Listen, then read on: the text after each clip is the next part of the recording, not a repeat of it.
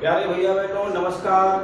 आप सभी का हार्दिक स्वागत है smart online class SP Y में एक बार फिर से। काफ़ी दिनों के बाद ऑनलाइन जो है जुड़ने का एक अवसर मिला है। तो आज हम आपको लाए हैं गणित विषय के ऊपर। जी हाँ, कक्षा 9वीं का पहला जो चैप्टर है गणित का, जिसका नाम है नंबर सिस्टम अर्थात संख्या पद्धति। प्यारे बच्चों, आप बोर्ड पर एक जो है ऐसा एक चित्र देख रहे होंगे। तो इस चित्र को देखते हुए आपके मन में ये बात जरूर आ रही होगी कि ये क्या है। बिल्कुल सही आप पहचान रहे हैं कि यह एक संख्या रेखा है। पूर्व कक्षाओं में आपने संख्या रेखा के बारे में पढ़ा है और यह संख्या रेखा के ऊपर मैंने दो चिन्ह बनाए हैं। एक चिन्ह हमारा जो ग्रीन से दर्शाया गया है, आप इसको देख रहे हैं, जो बताता है आगे की ओर बढ़ना। एक चिन्ह जो मैंने रेड से दर्शाया है, ये दर्शाता है पीछे की ओर जाना, आगे की ओर बढ़ना और पीछे की ओर जाना। तो इस संख्या रेखा में यदि हम शून्य को मुख्य आधार बिंदु माने और इस संख्या रेखा के आगे चलना प्रारंभ करें तो क्या आएगा? 1 2 3 4 5 6 7 8 9 10 11 12 आता जाएगा। और यदि हम इस शून्य के इस ओर चलना शुरू करें तो बिल्कुल इसके विपरीत अंक आना शुरू हो जाएंगे, यानी कि -1 -2 -3 -4 -5। अब आप पूर्व कक्षाओं में संख्या पद्धति के अंतर्गत संख्याओं के प्रकार को अच्छी तरह से समझ चुके हैं, लेकिन फिर भी मैं आपको एक बार पुनः स्मरण की दृष्टि से संख्या पद्धति के बारे में बता देना चाहता हूं। सबसे पहले जैसे ही हमने 1 से चलना प्रारंभ किया, मैंने आगे की ओर चलना प्रारंभ किया, तो हमने अपने इस शून्य से दाहिनी ओर चलना आरंभ किया और गिनना शुरू किया 1 2 3 4 5। तो समझ लेना है कि जब हमारी गणना 1 से आरंभ हो जाती है तो वह जो है क्या कहलाता है? वह कहलाता है प्राकृत संख्या। प्राकृत संख्या, नेचुरल नंबर, प्राकृत संख्या। इसको प्राकृत क्यों कहा गया है? देखिए, सोचिए, आप किसी भी चीज को गिनते हैं, कभी गणना करते हैं, तो कहां से स्टार्ट करते हैं? सोचिए, निश्चित रूप से आप स्टार्ट करेंगे कहां से? 1 से। ये देखिए, मेरे हाथ में कुछ ये पेन है। अगर मैंने आपसे कहा कि इसको काउंट करिए, तो आप क्या कहेंगे? 1 2 3। तो यदि इसके अलावा और होते तो आप उसकी गणना को आगे बढ़ाते, 5 6 7 8 और होते तो 9 10 11 12 और होते, तो ऐसे जो है आप नेक्स्ट उसको काउंट करते चले जाते। आपके हाथ में मान लीजिए मैंने कुछ गेहूं के दाने दे दिए और हमने इसको कहा कि आप इसको गिनना शुरू कीजिए, तो आप कहां से गिनेंगे? आप गिनेंगे कहां से? 1 2 3 4 5 6। गिनती की काम यानी गणना का काम जहां से आरंभ होता है वो 1 है और कहां तक चलता है? अनंत तक। इसीलिए इसको प्राकृत कहा गया है, नेचुरल नंबर कहा गया है। तो पहली परिभाषा जो आती है वह है हमारी प्राकृत संख्या। और ध्यान से देखिए, बहुत सरल है। प्राकृत संख्या, तो इसकी एक संक्षिप्त परिभाषा होती है, वे संख्याएं जिनका उपयोग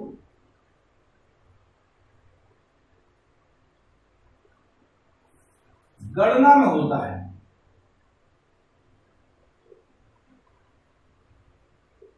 गणना में होता है और यह 1 से आरंभ होकर 1 से आरंभ होकर कहां तक? इंफिनिटी, अनंत तक जाती है।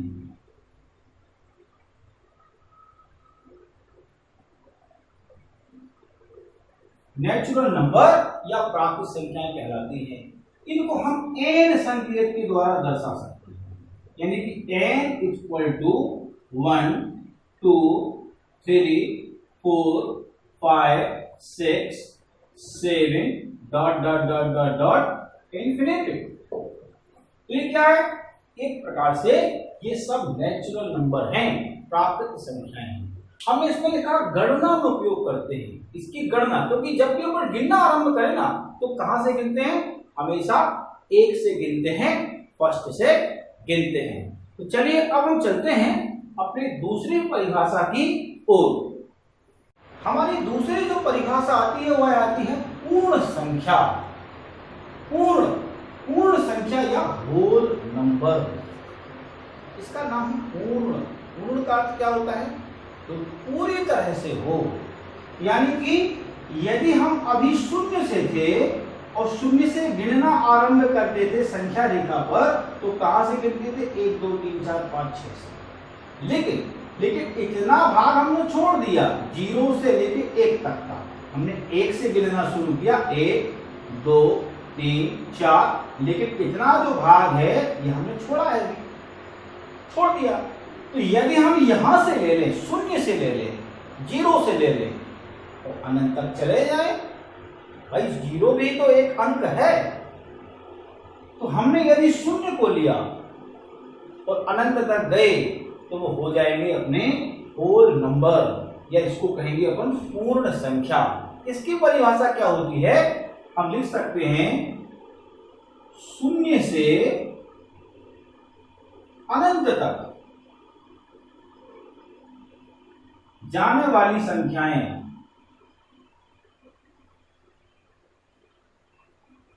शून्य से अनंत तक जाने वाली संख्याओं को क्या कहते हैं? हम होल नंबर या पूर्ण संख्या कहते हैं। पूर्ण संख्या कहते हैं। इसको हम संकेत W के द्वारा व्यक्त करेंगे, यानी W इक्वल टू, अर्थात whole number equal to 0 1 2 3 4 5 6 dot dot dot dot dot dot infinity. तो यहां क्या कहलाया? ये सब जो नंबर कहलाए ये हमारे होल नंबर कहलाएंगे, अर्थात इन्हें क्या कहेंगे? हम पूर्ण संख्या कहेंगे। चलिए अब हम चलते हैं अपनी तीसरी परिभाषा की ओर, जिसको कहेंगे हम पूर्णांक संख्याएं। क्या कहेंगे? पूर्णांक संख्याएं। तीसरी हमारी परिभाषा है वो है पूर्णांक संख्याएं। इंटीग्रेस। पूर्णांक संख्याएं क्या है?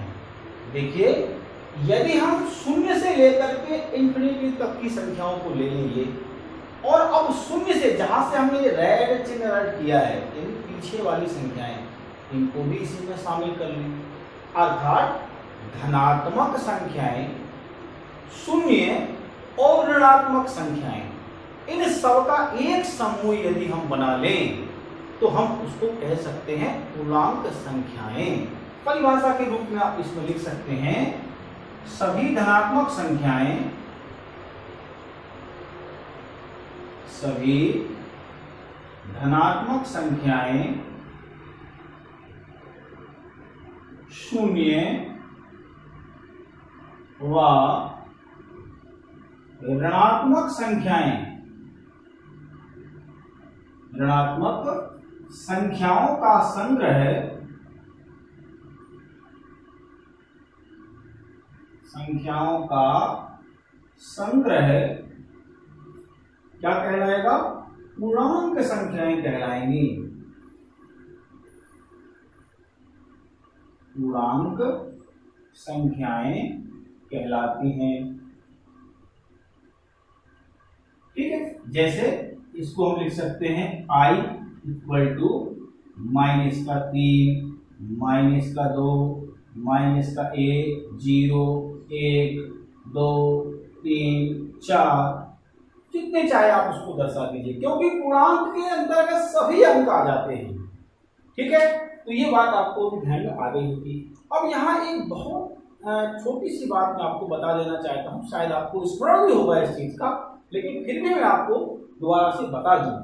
देखिए, सभी प्राकृत संख्याएं, यानी कि सभी जो नेचुरल नंबर हैं, NN हैं, ध्यान रखना है, सभी नेचुरल नंबर आई हैं, ध्यान रखना, सभी नेचुरल नंबर आई हैं, यानी कि सभी प्राकृतिक संख्याएं जो है पूर्णांक तो हैं ही।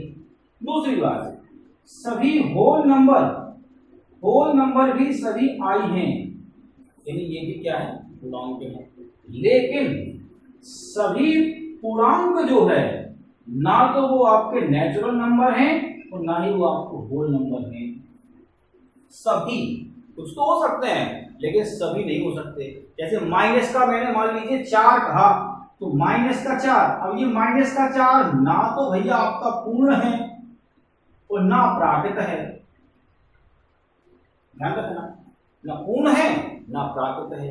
इसलिए सभी पूर्णांक जो है प्राकृत संख्या और पूर्ण संख्या नहीं हो सकते हैं। लेकिन इसका विपरीत जो होता है, जिसमें कहा गया है कि सभी जो है प्राकृत संख्याएं और पूर्ण संख्याएं पूर्णांक हो सकते हैं। तो निश्चित रूप से आपको ये डेफिनेशन भी अच्छी तरह से समझ में आ गई होगी। चलिए अब हम चलते हैं इन्हीं संख्याओं के आगे लेते हुए और लेते हैं अब हम परिमेय संख्या को, कि परिमेय संख्या क्या है देखते हैं। आगे हम चलते हैं और देखते हैं आगे कि ये परिमेय संख्या है क्या, जिसको हम रिटेलर नंबर कहते हैं।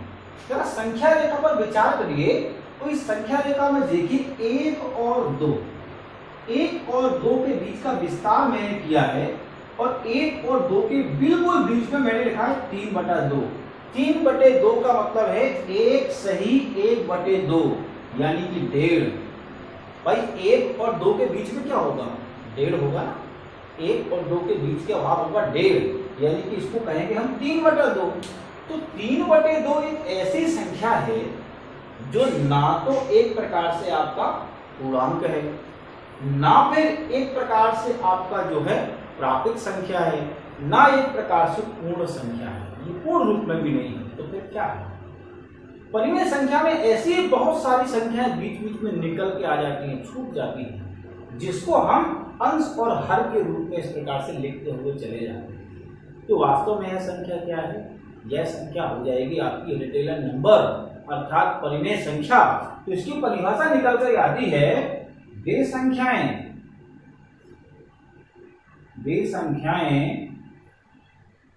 जिन्हें हम P/Q के रूप में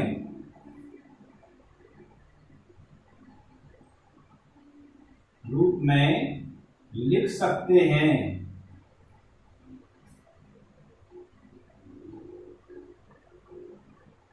वे संख्याएं जिसे हम P/Q के रूप में लिख सकते हैं, लेकिन कंडीशन है, यहां क्या कंडीशन है, P/Q के रूप में लिख सकते हैं जहां Q इज नॉट इक्वल 0, जो हर का मान है वो कभी शून्य नहीं होना चाहिए। तब हम कह सकते हैं कि कोई भी संख्या आपकी परिमेय संख्या है। अब बात फिर आती है, तो क्या सभी परिमेय संख्याएं पूर्णांक हैं? नहीं है, सभी परिमेय संख्याएं पूर्णांक नहीं है। तो क्या सभी परिमेय संख्याएं जो है प्राकृत संख्याएं? नहीं है। तो क्या सभी परिमेय संख्याएं पूर्ण संख्याएं हैं? नहीं है। तो फिर लेकिन एक बात है, सभी पूर्णांक जो हैं वो सब प्राकृत संख्याएं हैं। जैसे मान लीजिए -3 और +4 और 0, भैया ये सब तो पूर्णांक हैं, लेकिन ये परिमेय संख्या भी हैं। कैसे? यदि हम इनको बटे में 1 कर दें तो देखिए ये सभी क्या बन गए, परिमेय संख्या, अंश बटे हर के रूप में बदल गए। यहाँ किसी का भी हर शून्य नहीं है, तो ये क्या बन गई, परिमेय संख्या। तो ध्यान रखना है, कोई भी पूर्णांक, प्रत्येक पूर्णांक परिमेय संख्या है, लेकिन प्रत्येक परिमेय संख्या पूर्णांक नहीं है। इस प्रकार से आप परिमेय संख्या के बारे में भी अच्छी तरह से समझ गए होंगे। अब मान लीजिए हमने आपसे प्रश्न किया कि आप 4/2 को पूर्णांक के रूप में लिखिए, लिख सकते हैं, बहुत सरल है। कितने बार? 2 बार। तो देखिए पूर्णांक है, लेकिन ये परिमेय संख्या भी है, परिमेय संख्या भी है, इस बात का भी आपको ध्यान रखना है। तो अब चलिए चलते हैं अपरिमेय संख्याओं की ओर। तो देखते हैं अपरिमेय संख्याएं क्या हैं। देखते हैं कि अपरिमेय संख्या होती क्या है। जब इसी परिमेय जो संख्या रेखा हमारी खींची हुई है इस पर विचार करते हैं, तो विचार करते हुए जब संख्याओं का अपन गहन अध्ययन करते हैं, अवलोकन करते हैं, तो इन्हीं संख्याओं के बीच में कई संख्याएं ऐसी भी आती हैं जिन्हें हम परिमेय संख्या के रूप में भी व्यक्त नहीं कर सकते, अर्थात p/q के रूप में भी नहीं लिख सकते। जैसे मान लीजिए करनी 3, करनी 2, करनी 5, करनी 7, इस प्रकार से अनेक संख्याएं निकल के आती हैं, इन्हें हम p/q के रूप में नहीं लिख सकते हैं। ऐसी संख्याओं को क्या कहेंगे हम? अपरिमेय संख्याएं। परिभाषा लिख सकते हैं कि वे संख्याएं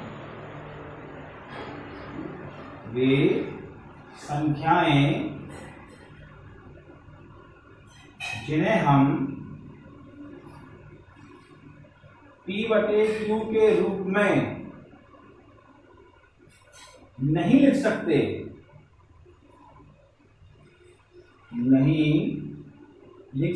हैं, क्या कहलाती हैं? अपरिमेय संख्याएं कहलाती हैं।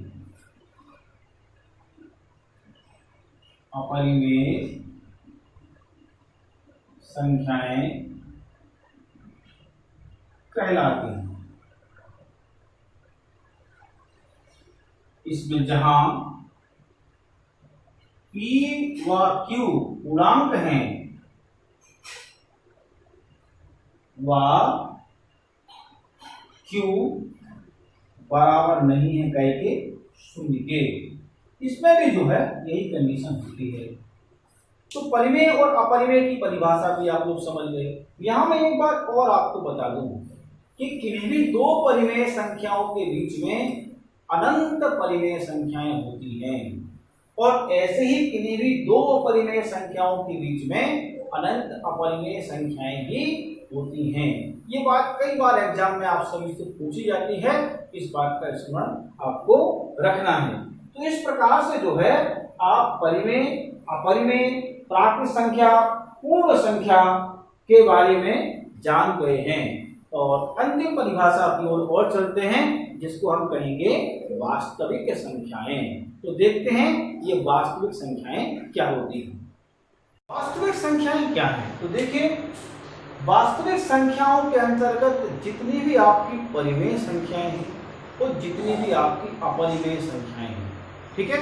जैसे मान लीजिए मैं कुछ गणना लिख रहा हूं, जैसे मान लीजिए मैंने लिखा 1, 2, 3, 4, 5, 6, 7, 8, 9, यहां तक की मैंने गणना लिखी।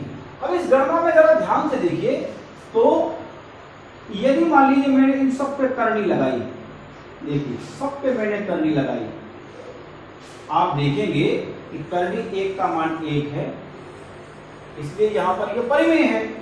करनी 2 का मान नहीं है, 3 का नहीं है, करनी 4 का मान 2 है, ये परिमेय है। 6 का नहीं है, 7 का नहीं है, 8 का नहीं है, 9 का मान 3 है। तो यहां देखने वाली बात यह है कि ये जो पूरा संग्रह है एक साथ संग्रह है, चाहे वो परिमेय का हो चाहे वो अपरिमेय का हो, उसे हम कहेंगे वास्तविक संख्या या रियल नंबर। तो परिभाषा बहुत सरल हो गई, बहुत ही सरल परिभाषा है, जिसको हम बताएंगे कि सभी परिमेय व अपरिमेय, परिमेय व अपरिमेय संख्याओं का संग्रह, संख्याओं का जो संग्रह है वह रियल नंबर कहलाता है, रियल नंबर्स कहलाता है। बहुत ही सरल बात है, ये सब बात आपको समझ में आ गई होगी। अब हम चलिए इस अध्याय के मूल से जुड़ते हैं और चर्चा करते हैं सवालों पर। तो देखते हैं दिए गए प्रश्नावली में कौन कौन से ऐसे सवाल हैं जो हमारे लिए पढ़ना अत्यंत आवश्यक है और हमारे विषय और प्रश्न पत्र परीक्षा के लिए भी अत्यंत महत्वपूर्ण है। तो चलते हैं प्रश्नावली की ओर। चलिए शुरुआत करते हैं प्रश्नावली की और पहला सवाल लेते हैं। पहला सवाल जो इस प्रकार से है कि क्या शून्य एक परिमेय संख्या है, इसे p बटे q के रूप में लिखा जा सकता है, जहां p और q पूर्णांक है और q बराबर नहीं है शून्य के। तो बहुत सरल सा प्रश्न है, क्या शून्य एक परिमेय संख्या है। मैंने परिभाषा के समय आपको समझाया था कि प्रत्येक पूर्ण संख्या भी एक परिमेय संख्या है, क्योंकि पूर्ण संख्याओं में सभी जो है पूर्णांक की संख्याएं भी आ जाती हैं, ठीक है ना। पूर्णांक की संख्याओं में सभी पूर्ण संख्याएं आ जाती हैं। तो यहाँ पे बात स्पष्ट हो जाती है कि शून्य किस में आता है, पूर्ण संख्याओं में, और सभी पूर्ण संख्याएं किस में सम्मिलित हैं, पूर्णांक में, और हर पूर्णांक एक परिमेय संख्या है। तो भैया यहाँ पे बात आ गई पहले प्रश्न का जो पूछा गया है, क्या शून्य एक परिमेय संख्या है, लिखेंगे हाँ, पहली बात, ठीक है। फिर कह रहा है क्या इसे p बटे q के रूप में लिख सकते हैं, लिखिएगा हाँ, इसे p बटे q के रूप में लिखा जा सकता है।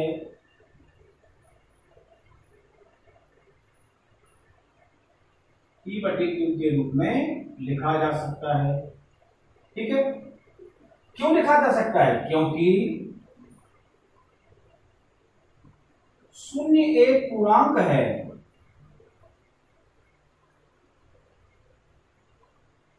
और प्रत्येक पूर्णांक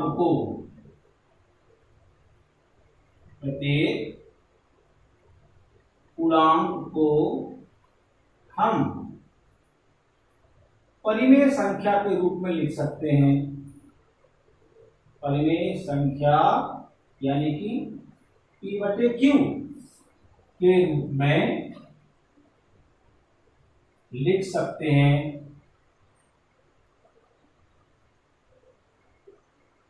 अर्थात ध्यान से देखिए, p बटे q बराबर 0/1 लिख सकते हैं क्या नहीं, या 0/2 या 0/3, इस सभी का मान 0 है, इन सभी के बराबर 0 ही है, क्योंकि किसी भी संख्या का भाग दीजिए आप 0 में, वो 0 हो जाएगा। तो पहला प्रश्न आपका इतना ही है, आपको अच्छी तरह से समझ में आ गया होगा। चलिए अब हम चलते हैं इसके दूसरे प्रश्न की ओर। दूसरा प्रश्न हमारा क्या कहता है, दूसरा प्रश्न कहता है कि 3 और 4 के बीच में 6 परिमेय संख्या लिखिए। 3 और 4 के बीच में हमें 6 परिमेय संख्या बताना है। तो 3 व 4 के बीच 6 परिमेय संख्याएं लिखना है। 6 परिमेय संख्याएं, प्यारे भैया बहनों, यहाँ 6 परिमेय संख्याएं पूछी गई हैं। तो यहाँ पर इस सवाल को करने के 2 तरीके होते हैं। एक तो वैकल्पिक विधि होती है जिसमें आप बिल्कुल सीधा शॉर्ट में कर देते हैं, और एक जो है बड़ी विधि होती है जिसमें सभी संख्याओं के बीच की हम परिमेय संख्या निकालते जाते हैं और उसके लिए अपन सूत्र का प्रयोग करते हैं, यानी कि 2 परिमेय संख्याओं का योग बटे 2 गुणे 1/2। इस सूत्र का प्रयोग करके, जैसे मान लीजिए आपकी p और r 2 परिमेय संख्याएं हैं, तो इसके बीच की अगर हम परिमेय संख्या निकालना है तो p प्लस r बटे 2 गुणे 1/2। इस सूत्र का प्रयोग करके हम लगातार जो है परिमेय संख्याएं निकालते चले जाते हैं। तो यहाँ मैं आपको बहुत संक्षिप्त तरीके से बताने वाला हूँ कि परिमेय संख्या कैसे निकाल सकते हैं। तो देखिए 3 व 4, तो क्या आप 3 पूर्णांक है तो उसको 3/1 व इसको 4/1 लिख सकते हैं। 3 को 3/1 तो 4 को 4/1 लिख दिया, बहुत सरल है। अब हमें इनके बीच की कितनी संख्याएं निकालना है, 6 निकालना है। 6 निकालना है तो आपको क्या करना, दोनों में 1 बढ़ा करके गुणा कर देना है, बहुत सरल है। क्या हो जाएगा, 3/1 गुणे 6/6, 1 बढ़ा करके करना है, तो क्या हो जाएगा 7/7। व दूसरा क्या हो जाएगा 4/1 गुणे 7/7, गुणा कर लीजिए, कितना हो गया 7 की 21/7, और ये कितना हो गया, ये हो गया 7 चौको 28/7। अब 21/7 और 28/7 के बीच में 6 बता दीजिए, बहुत सरल है। देखिए 22/7 23/7, 24/7, 25/7, 26/7 और 27/7। ये देखिए इसके दोनों के बीच की सब परिमेय संख्या निकल आई। 21 के बाद 22, 23, 24, 25, 26, 27, 28 है ही। तो ये बड़ा सरल सा आपका कार्य है। इसी प्रकार से मान लीजिए जो हमारा इसका अगला सवाल दिया गया है, उस सवाल में आपसे पूछा गया है, सवाल क्रमांक जो 3 क्रमांक का है, बहुत ही सरल सवाल है, उसको भी आप बिल्कुल इसी तरह से कर सकते हैं। क्वेश्चन नंबर जो आपका 3 है उसमें आपसे पूछा गया है 3/5 व 4/5 के बीच, 3/5 व 4/5 के बीच में 5 परिमेय संख्या निकालना है। ये बड़ा सरल है क्योंकि यहाँ पे हर समान है, हर समान है तो आपको कोई दिक्कत नहीं, लेकिन अगर हर समान नहीं है तो भी कोई दिक्कत नहीं है, हर समान कर लेना है तो भी परिमेय संख्याएं सरलता से निकल जाती हैं। यदि इस सवाल को आप हल करेंगे तो देखिए 3/5 व 4/5 के बीच निकालना है, तो क्या करना, दोनों परिमेय संख्याओं के अंश व हर में, दोनों परिमेय संख्याओं के अंश व हर में कितनी निकालना है, 5। तो 1 बढ़ा करके 6 का गुणा करने को करिए, 6 का गुणा, 3/5 गुणे 6/6 और यहां हो जाएगा आपका 4/5 गुणे 6/6। दोनों को समान गुणा, यानी कोई अंतर नहीं पड़ेगा, इससे गुणा करिए। ये हो गया अपना 18 और ये हो गया 6×5 30 और यहाँ कितना हो गया 6×4 24 और 6×5 30। निकालना है बीच की, बताइए कौन कौन सी हो जाएंगी। 18 के बाद चलिए तो देखिए 19/30, 20/30, 21/30, 22/30, 23/30, 24 आ ही गया है। तो ये जो है इसके बीच की सभी परिमेय संख्याएं हो जाएंगी। बहुत सरल है, कोई कठिन नहीं है, आप सब सहजता से और सरलता से सीख सकते हैं। प्रश्न क्रमांक जो चौथा रह गया है जिसमें आपको सत्य और असत्य बताना है, बहुत सरल है और कारण भी देना है। प्रश्न पहला पूछा गया है, प्रत्येक प्राकृत संख्या पूर्ण संख्या होती है। बिल्कुल सही है, क्योंकि पूर्ण संख्याओं में तो सभी प्राकृत संख्याएं सम्मिलित हैं। प्राकृत संख्या 1 2 3 4 से शुरू होती हैं तो पूर्ण संख्या 0 से शुरू होती हैं। तो देखिए सभी संख्याएं प्राकृत जो है वो पूर्ण संख्या में आ गई, इसलिए कथन क्या है, सत्य है। दूसरा पूछ रहा है कि प्रत्येक पूर्णांक एक पूर्ण संख्या हो सकता है। बिल्कुल नहीं हो सकता, -4 है, -3 है, तो ये तो पूर्णांक तो है लेकिन पूर्ण संख्या नहीं हो सकता है। तो क्या है, ये बात असत्य है, गलत है। तो क्या लिख देंगे, लिखेंगे प्रत्येक पूर्णांक संख्या एक पूर्ण संख्या नहीं होती है। इसके बाद में प्रत्येक परिमेय संख्या एक पूर्ण संख्या होती है। प्रत्येक परिमेय संख्या, अभी मैंने बीच की संख्या रेखा खींच के बताई तो उसमें आ गया था 1/2, 3/2, तो पूर्ण कहाँ था वो। तो ये भी कथन क्या है, असत्य है। प्रत्येक जो है तो पूछा गया है आपसे कि प्रत्येक परिमेय संख्या एक पूर्ण संख्या हो सकती है, तो बिल्कुल गलत है, ठीक है ना। प्रत्येक नहीं हो सकती, कुछ तो हो सकती है लेकिन प्रत्येक नहीं हो सकती। इस प्रकार से आज के पाठ की भूमिका और पहली प्रश्नावली मैंने आपको तैयार करवा दी है। आप सब इसका अध्ययन करिए, सीखिए, चैनल को लाइक करिए, सब्सक्राइब करिए, अपने मित्रों तक पहुंचाइए ताकि अधिक से अधिक हमारे मित्र, आपके जो मित्र हैं, इस चैनल से जुड़ सकें और अच्छा से अच्छा सीख सकें और अधिक से अधिक लाभ अर्जित कर सकें। धन्यवाद।